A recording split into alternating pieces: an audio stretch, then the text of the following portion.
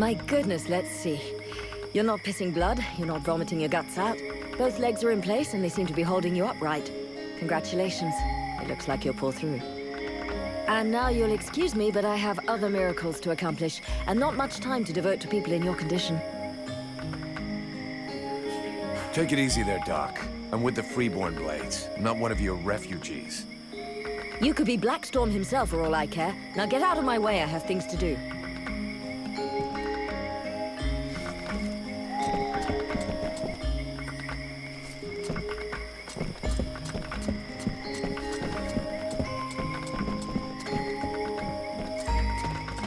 Yeah, who are you? One of them fucking mercenaries, right? Fucking mercenary, yeah. Sounds about right. You know what I call your lot? Ore blades. I got no time for ores. Maybe if you were to do something about your bad breath, the whores would let you get close to them. You know, I'm just saying. Go fuck yourself, ore blade.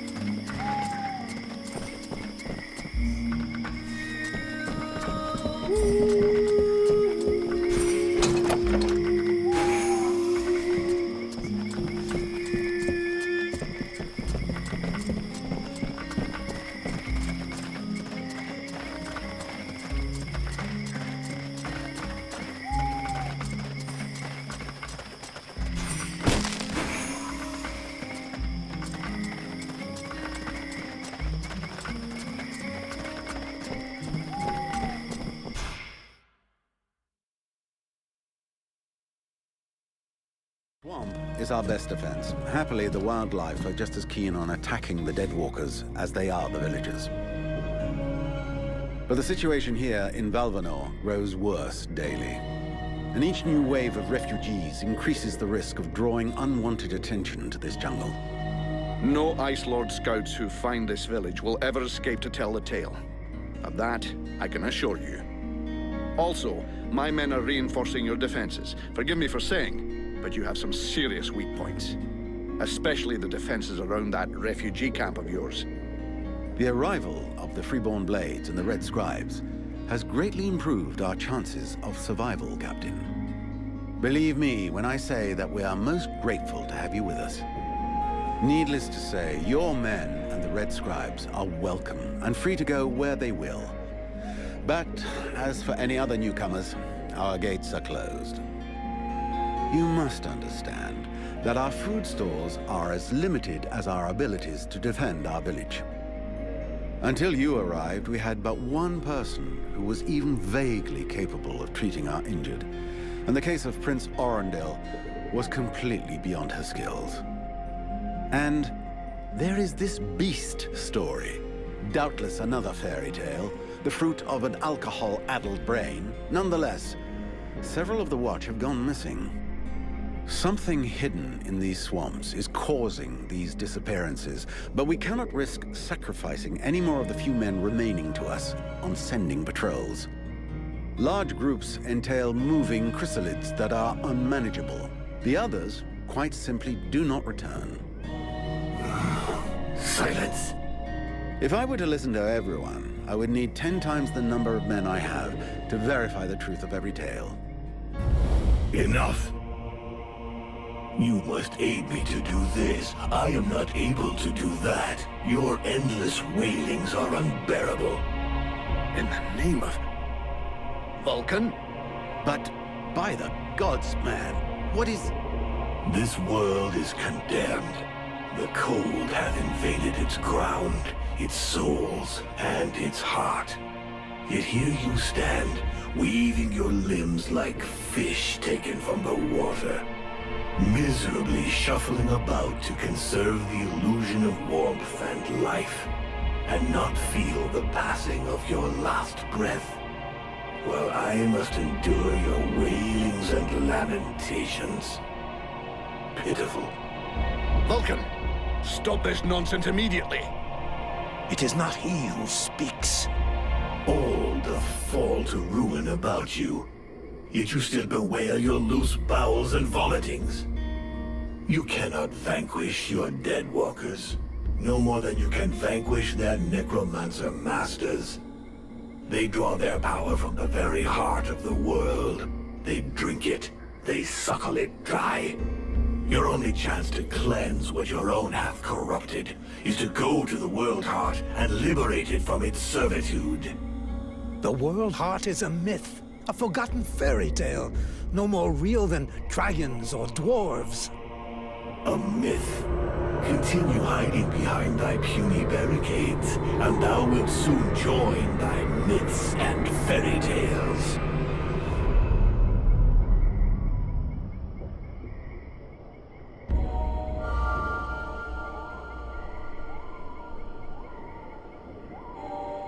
Cease your pretense. I know you have returned to consciousness. What the hell happened?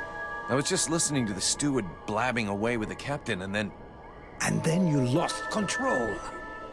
I don't know, it's like something in my head zapped me so it could use my mouth. But I was still there, still thinking what I was saying. This is not the first time you have felt this presence manifest itself. No. No, it's been there since the temple. It's also in my dreams. I think... Interesting.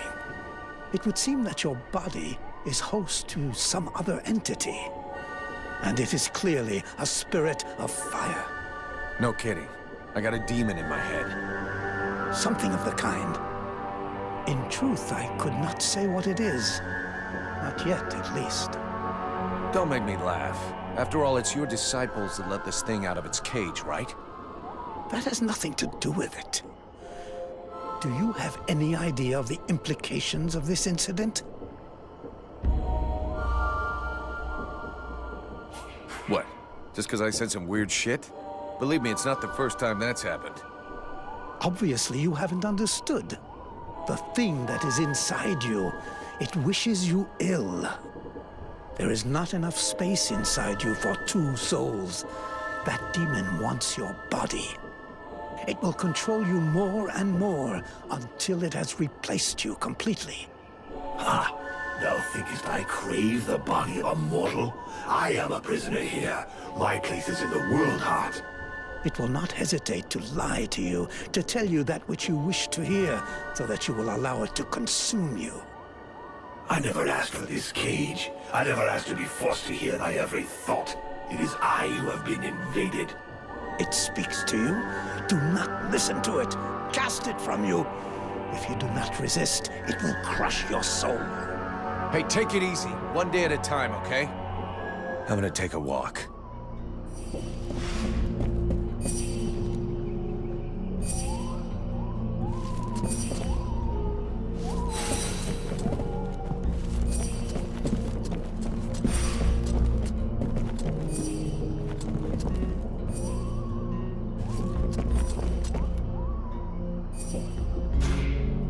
Mr. Vulcan, what brings you here? I've got a few questions I'd like to ask about this village. I imagine there are few who are better placed than myself to answer them. How come it's you that's running the show here? What a question. Because, my friend, someone has to. You imagine I'm doing this for my amusement, perhaps? Doubtless you wish it was someone else. The Chief of the Watch has trouble organizing 3 peasants. Our dear apothecary is evidently keen to give succor to any and every poor soul who wanders into the healing house. And regardless of your reputation, the people of this village would never trust outsiders such as yourself, or even the Red Scribes. So yes, it is indeed I who command here. The one-time steward of the hunting lodge of Valvanor, now leader of this shithole. Well, hell. Glad we got that cleared up. What can you tell me about the people of Valvanor? Before the war, there were just a few families here. Hunters and craftsmen, mostly.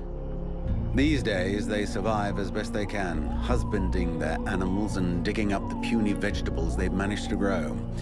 Few dare to venture outside the walls.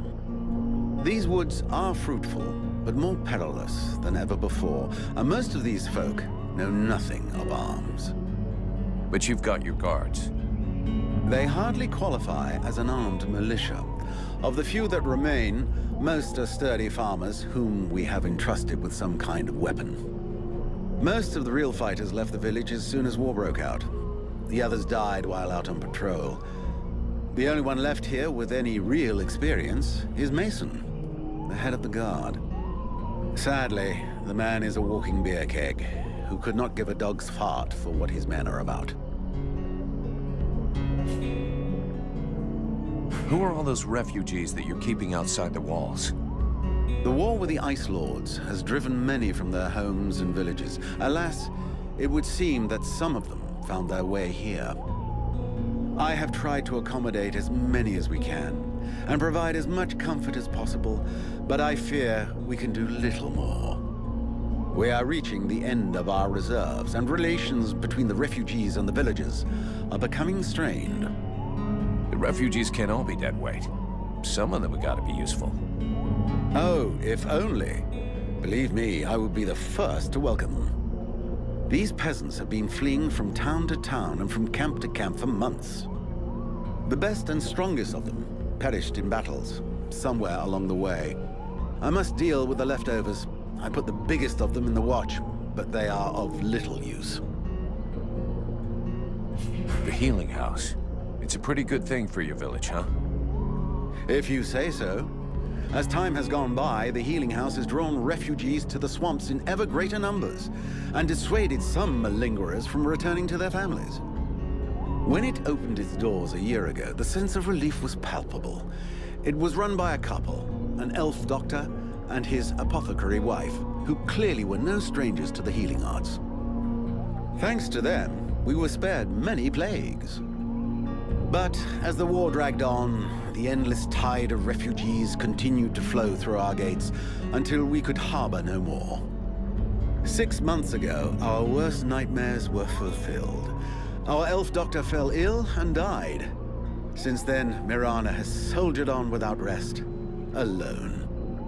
I do not know how much longer she can keep going. The refugees just keep on coming. And I fear that poor woman is beginning to crumble under the strain. It's not surprising. I need a blacksmith. Do you have one here? With none more qualified, I asked Asiel to take over the village forge. I suppose I should warn you, he's quite a tricky character. He has a huge ego and is stubborn as an ox. Before the war, he was a sort of artist. He crafted jewelry and sculptures from metal. Despite running the forge, one could hardly call him a blacksmith. But he's the only one here who had even the vaguest notion of how to repair a shovel or straighten a blade.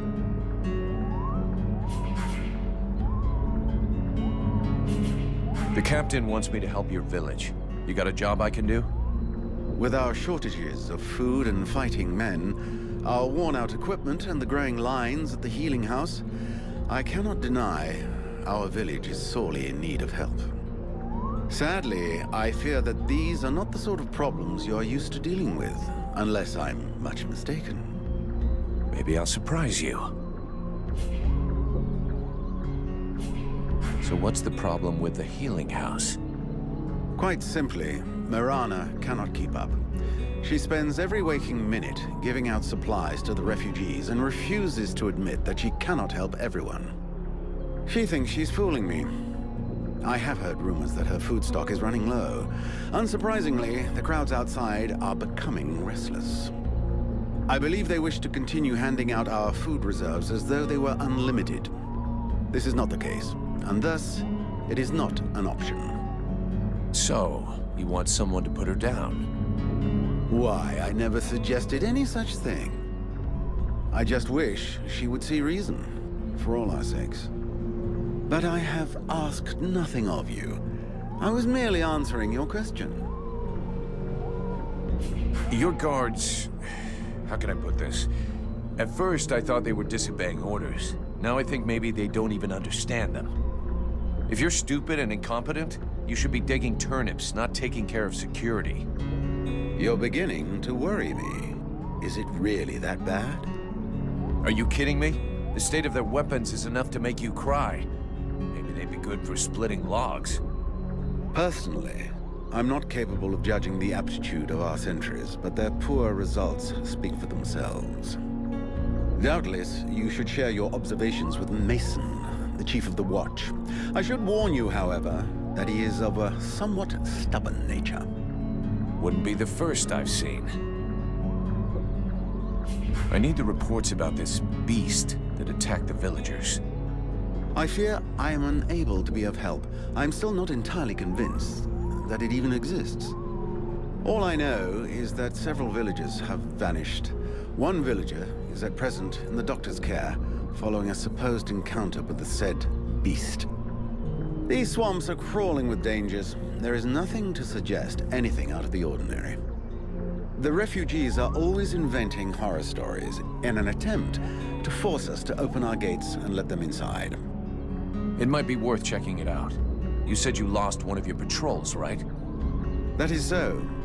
You should speak with Randval. He was most anxious to go out and hunt the beast down, but we needed him here. Now that we have more able bodies to guard our gates, I imagine he would be keen to pick up the scent once more.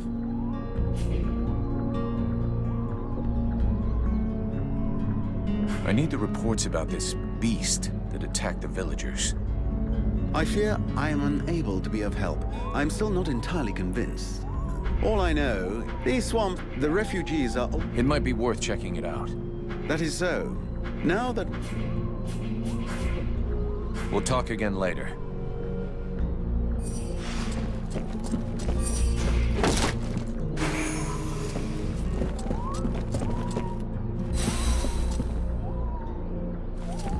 The Order of the Freeborn Blades is of great repute, and the mercenary does honor to its name. The mercenary's powers are both astonishing and fascinating.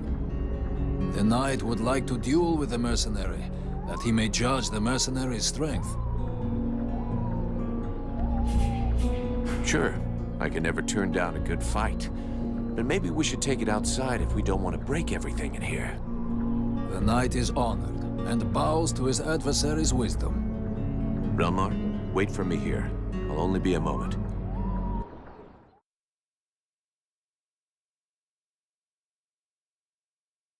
Knight hopes that his adversary will not hold back his blows. Oh, you can count on it.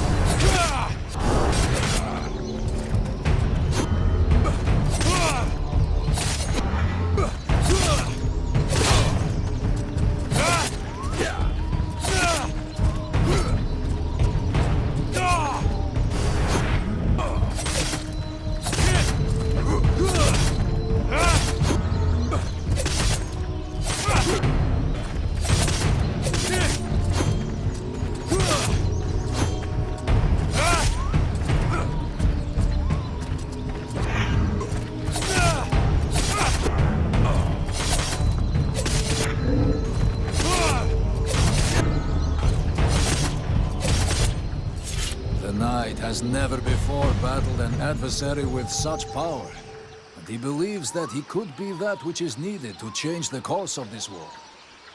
You fight pretty good yourself. Where did you learn your moves? Can't believe you learned to fight like that in this backwater. The knight has traveled far and fought many battles. He has only lived in his village for a short time. What are you doing in the middle of these swamps when you could be making a difference on the battlefield? The knight has fought a great many battles, but he feels he can be more useful protecting those who have nothing left. I have to go. I'm glad we could test each other's mettle. It was fun. Before his adversary rushes off to fight other battles, the knight has a question for him. He wishes to know if the freeborn blades would like him to join them. I'm not the one who decides who joins the company, but I can ask the captain for you. He has thought long on it, and wishes it would be so. Well, that's great. I'll ask him, but I can't promise you anything.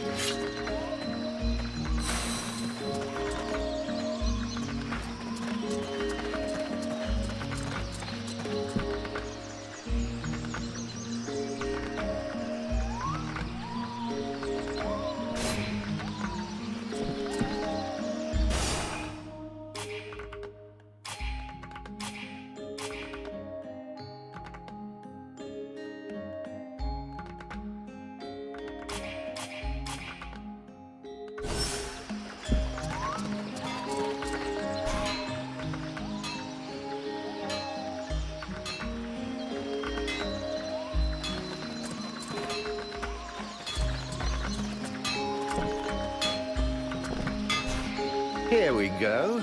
Another one of these hick refugees. There's nothing for you here. Call me a hick one more time, and I'll be using your face as an anvil. Let's all remain calm, shall we?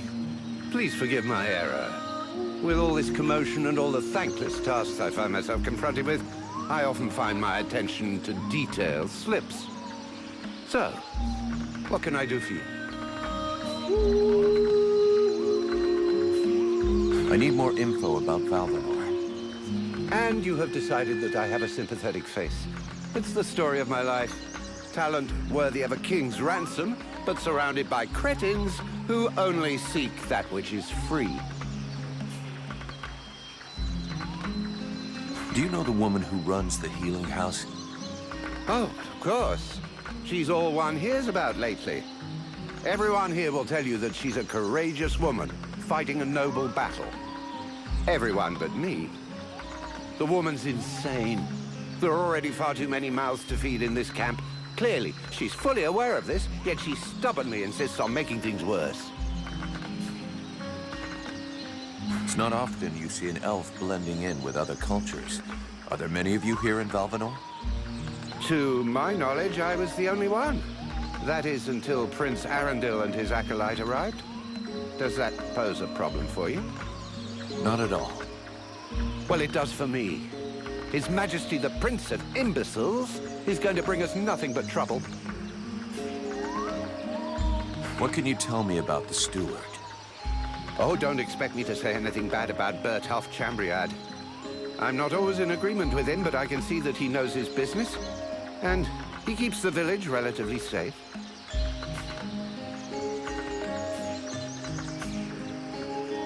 And the Red Scribes? Know anything about them? Oh, certainly. A boring bunch of fusspots, spreading science and preaching the good word while never suspecting that anyone might see through their little game. Well, at least they're kind enough to leave me alone. Unlike some.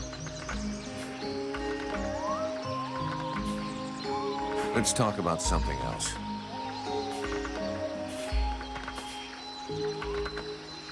The steward said there was a beast attacking the villagers. This is what one hears, yes. Something is wandering through the swamps, devouring the reckless. The saddest part is that it's often the guards who end up lost, along with their equipment. Meanwhile, we are overrun with refugees who serve no useful purpose at all. Show me what you have for sale. Gold. So vulgar to work with. So wonderful to own.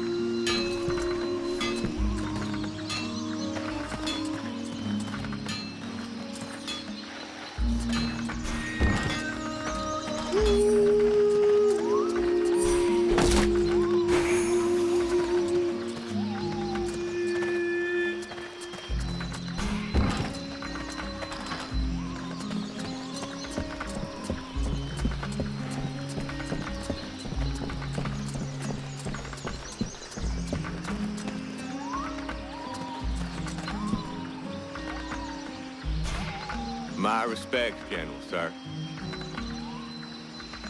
Do I look like a general? I don't know, General, sir. If I'm asking you that, it probably means that I'm not. Well, it could be a test to see if I'm being a good soldier, General, sir. Then you flunked the test. You are crap at recognizing rank. They never taught me that, General, sir. Plus, I don't see so good, General, sir. Is there a boss guard to help you with that? Yes, General, sir. He posted me here and said to deal with it, General, sir. This village is condemned, and without a doubt it is better thus. All right, we're not gonna waste all day on this, and stop calling me General, sir. My name is Vulcan. Understood, General Vulcan, sir. Whatever. Forget about it, soldier.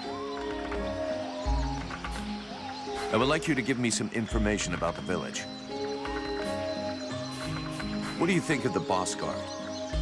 General, sir, Boss Guard Mason, he is a good boss. He is, competent and, Be honest, soldier. The one thing I hate is a liar. it's just I don't want any trouble, General, sir. You won't get any.